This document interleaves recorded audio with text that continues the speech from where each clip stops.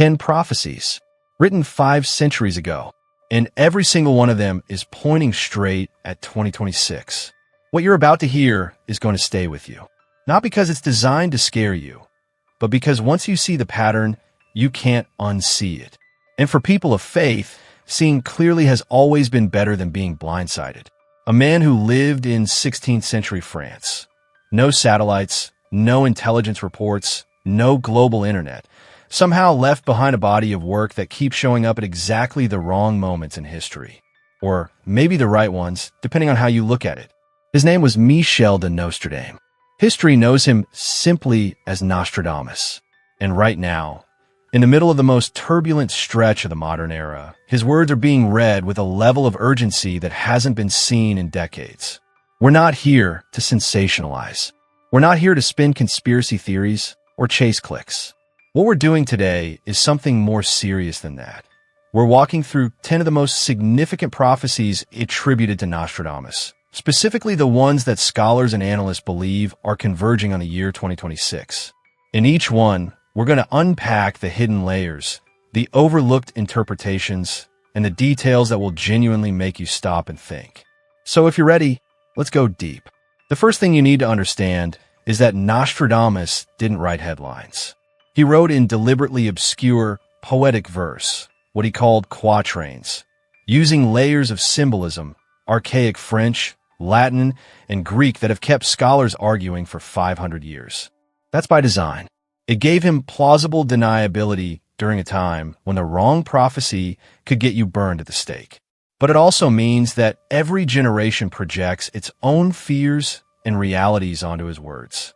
And here's the uncomfortable truth. Sometimes the projection fits too well to dismiss. With that in mind, let's talk about the East. One of Nostradamus's most frequently cited quatrains speaks of a great danger rising from the Orient, a growing power that will cause the Western world to shake, and a sea that will run red. For generations, that passage was pinned to different threats: the Ottoman Empire, Imperial Japan, the Soviet bloc. But in 2026, the interpretation that resonates most strongly points to something we're already watching unfold in real time.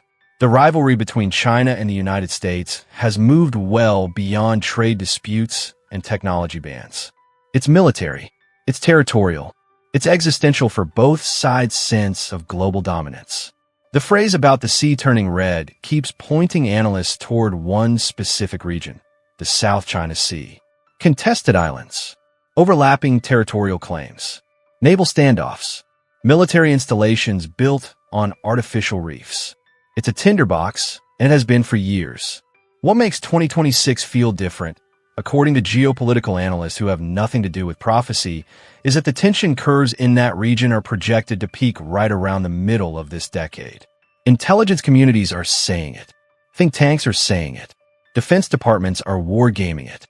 Nostradamus may not have had access to any of that, but the convergence is hard to ignore. And here's the detail that most people miss. The prophecy doesn't just describe a single nation. It describes growing forces, plural, a coalition.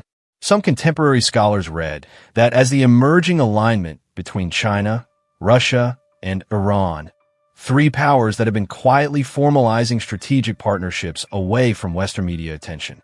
If that axis consolidates in 2026 the way some analysts project it could, the word power shift won't be dramatic enough to describe what happens next. Now, turn the lens the other way, toward the West. Another quatrain describes a great throne being shaken, a leader who falls not by the sword, but by words, crowds filling the streets, and the West losing its voice. That combination has been mapped onto various historical events across 5 centuries: fallen kings, deposed emperors, resigned pontiffs. But in the context of 2026, it reads like something more systemic and more personal than any individual ruler's downfall. Think about the information environment we're operating in. Political careers, now not on battlefields, but in news cycles. A single leaked document, a viral recording, an inconvenient truth surfacing at the wrong moment. These are the weapons of modern political warfare. The prophecy's specific language, that the chief will fall by the word and not the sword. feels less like metaphor and more like a description of exactly how power changes hands in the digital age. But there's another layer that some interpreters have circled back to repeatedly, especially given recent events in global Christianity. The Vatican angle. What happened in 2013, a sitting pope voluntarily stepping down, the first time that had occurred in nearly 600 years, was a seismic event for the Catholic world. Some scholars believe this prophecy hasn't been fully fulfilled yet. That 2026 could bring another unexpected transition in the highest seat of Western spiritual authority. If it does, the symbolic weight for 1 billion-plus people of faith around the world would be staggering. And that last line, when the West loses its voice, carries a chill that feels uniquely modern. We're living through an era of unprecedented debate about who controls the flow of information. Platform censorship, algorithmic suppression, government pressure on media organizations, the weaponization of silence. Losing a voice in 2026 might not look like a king losing his crown. It might look like the lights going out on the public square. From political collapse, Nostradamus moves, and this is where things get scientifically uncomfortable, to the environment. He wrote about the sun burning the earth, seas rising, cities drowning, fields overcome by heat. For most of history, that was read as hyperbole or as a vision of war. Then climate science arrived, and suddenly the imagery stopped being metaphorical and started being literal. The IPCC, the Intergovernmental Panel on Climate Change, the most authoritative scientific body on this subject, has flagged the mid-2020s as a critical threshold period. Not a distant future warning. Right now, the window we're currently inside. Coastal flooding has already displaced communities. Unprecedented heat waves have shattered records on every inhabited continent. Ocean temperatures hit all-time highs in 2023 and again in 2024. The trajectory doesn't require prophecy to be alarming. The data alone is alarming. But here's where Nostradamus adds a dimension that pure science doesn't account for: the social heat. The pressure that builds when populations can no longer access affordable water, food, or energy. When that happens, the great heat he describes stops being meteorological and starts being political. Streets don't just flood with water. They flood with people who have nothing left to lose. There's one more reading of this prophecy that deserves attention, and it comes from astronomy rather than climatology. Solar physicists have confirmed that 2026 falls near the peak of solar cycle 25, one of the most active solar cycles in decades. A powerful geomagnetic storm, the kind that has happened before and will happen again, could disable satellites, collapse power grids, and knock out global communications infrastructure. The sun burning the earth, in that reading, isn't a slow process of warming. It's a single catastrophic event that most modern civilization has no defense against. We've built an entire world on top of technology that a well-timed solar flare could erase in hours. Moving from fire to gold, specifically gold losing its shine. Nostradamus wrote about commerce breaking apart, the world's currency dissolving, and people searching for a new kind of value.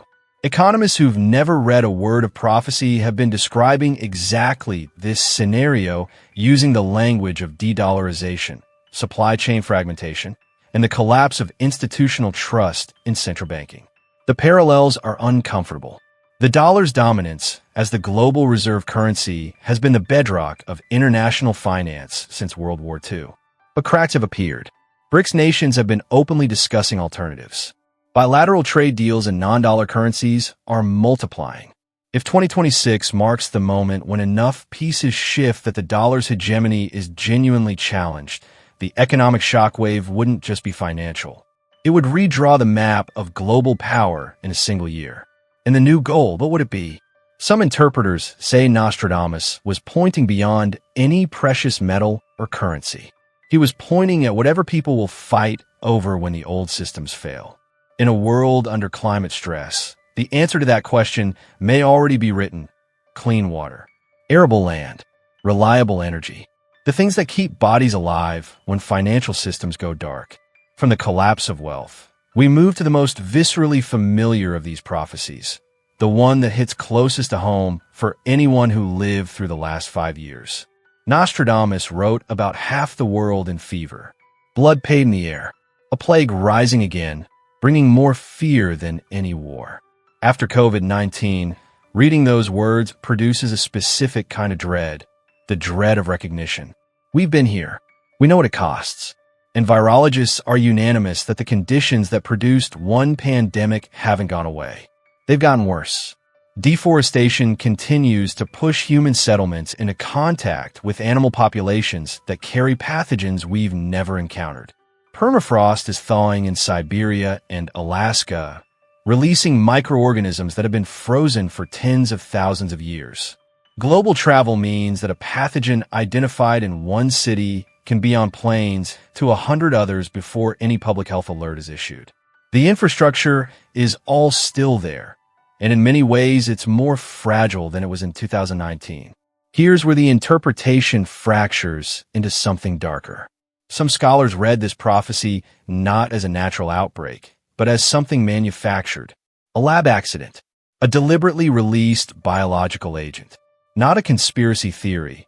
The possibility is taken seriously by biosecurity experts at the highest levels of government. The phrase blood paid in the air, describing a highly transmissible airborne pathogen, is precise enough to make that reading difficult to dismiss. Others go a completely different direction and read the plague metaphorically. Not a disease, but a digital contagion. A cyber attack so widespread and so coordinated that it spreads through connected infrastructure like a biological virus, taking down hospitals, power grids, water treatment plants, financial systems simultaneously. In that reading, 2026 could be the year we discover that the most vulnerable thing on Earth isn't a human immune system. It's an Ethernet cable. Now let's talk about something that would have sounded insane 50 years ago and is now the central anxiety of the most brilliant minds in technology. Nostradamus wrote about machines that speak to men and answer with greater wisdom. He wrote about iron that thinks for itself. And he wrote that when that moment arrives, the future of humanity will be judged. Read that in the 16th century, and it sounds like a fever dream. Read it today, and it sounds like a board meeting at any of the largest AI companies on the planet. The trajectory of artificial intelligence development has crossed threshold after threshold in the past 3 years.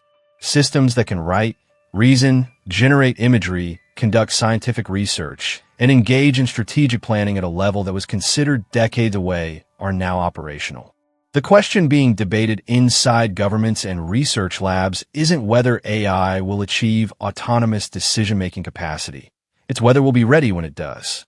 Some forecasters are pointing directly at the mid-2020s as the window when the gap between AI capability and human oversight could become dangerous.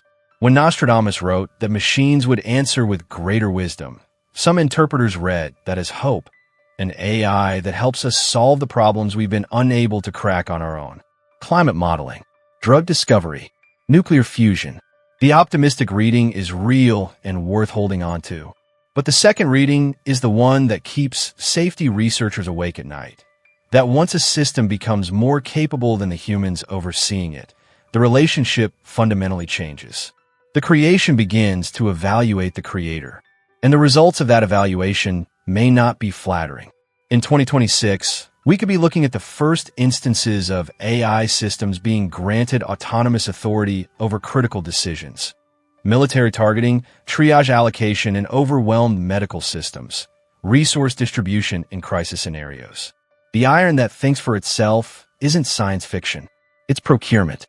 From a machine, back to the street. Because the seventh prophecy is arguably the most recurring theme in all of human history, and it's never felt more current. Nostradamus described people raising torches in the night, calling out against their masters, and specifically tied the ignition point to one thing: bread disappearing from the table. Not abstract economic hardship, actual food, the inability to feed a family.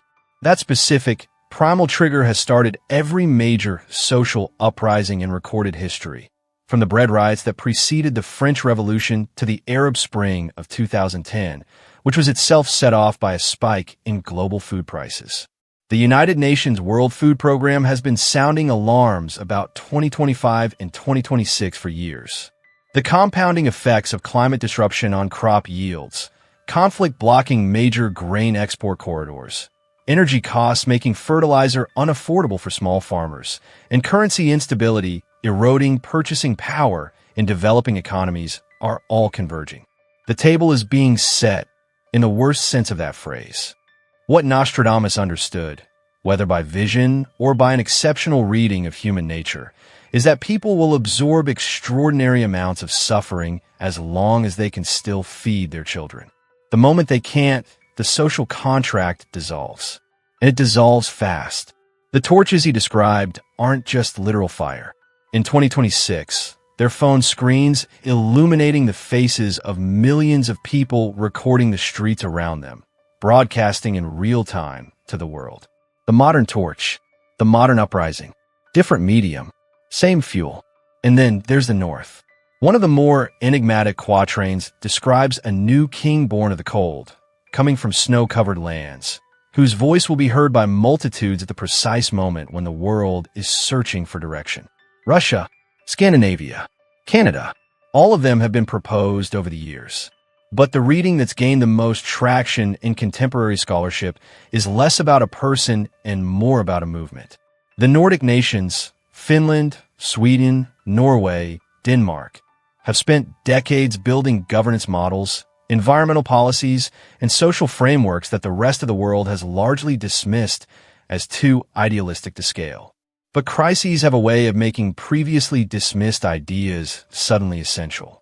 If 2026 is the year when the old models are visibly breaking down, the nations that have been quietly building different ones may find themselves at the center of a global conversation they never asked to lead. A voice from the cold lands heard by multitudes, not because it's loudest, but because it's most coherent. The Russia reading still carries weight, too.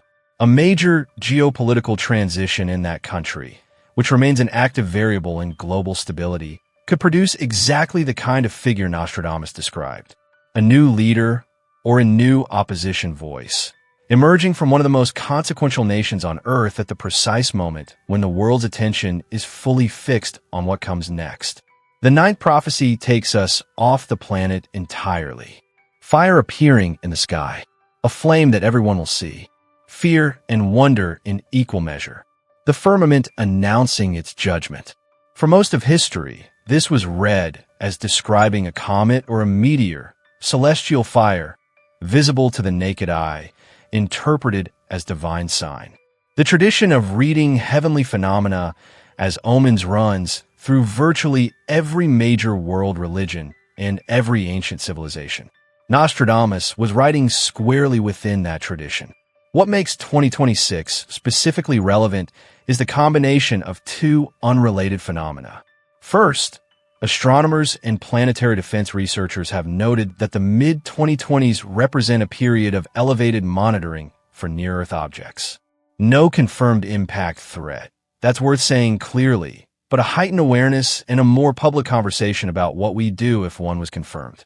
Second, the militarization of space has accelerated dramatically. The United States, China, and Russia have all demonstrated or are actively developing orbital weapon systems. The fire in the sky, in that reading, isn't natural. It's the first visible shot in a conflict fought above the atmosphere, where most of the digital infrastructure that runs modern civilization is parked.